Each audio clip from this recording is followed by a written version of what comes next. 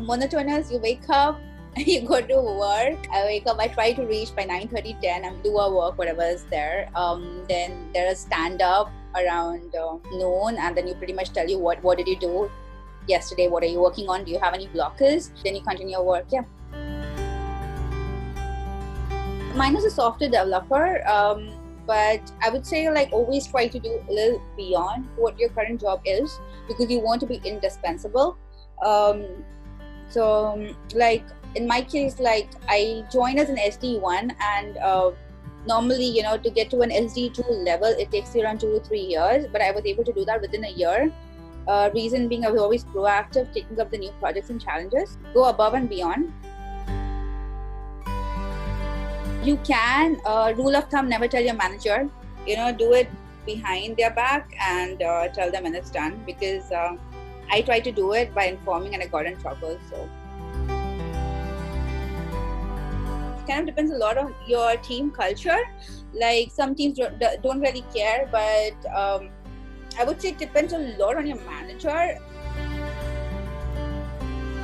So with regards to intake, Amazon is known not in a good way. Like it's infamous for taking in fresh graduates. Fresh graduates don't have a lot of industry experience, and they try to mold us into the Amazonian way.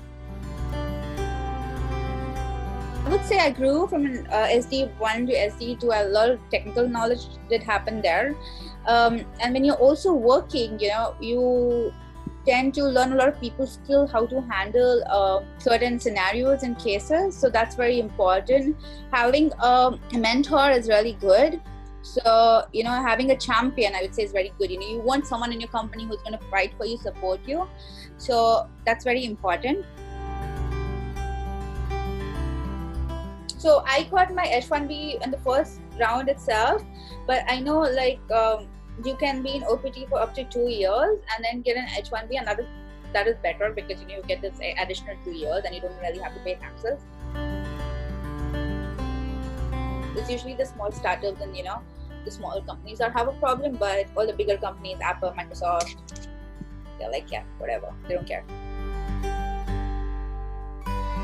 Everybody. If someone doesn't get it in the first round, they get it in the second round. If they don't get it in the second round, they get it in the third round. If they don't get it in the third round, they're put in Canada or something else, and then they come back.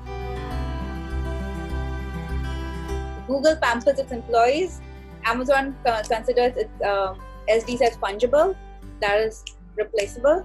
Microsoft again employs it like it is like company culture that matters a lot. I would suggest, before you take up your job, do a research on the company, the work culture, and if it doesn't align with you in your internal values and goals, you're going to have some sort of contradiction in future.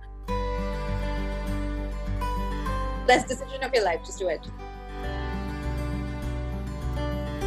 In US, they tend to follow some sort of standards. They don't be too overbearing, but a lot of things that happens which is pretty sad, honestly. A lot of managers, they directly just come from India and they've not really gone through the process of getting a master's degrees and things like that. And they're trying to bring that work culture, which is in India, to US, and it is pretty torturesome. Yeah, so it kind of really depends on who your immediate manager is and who your manager above that is, because whatever the company culture is, if your managers don't align well, then it could be problematic. Yeah.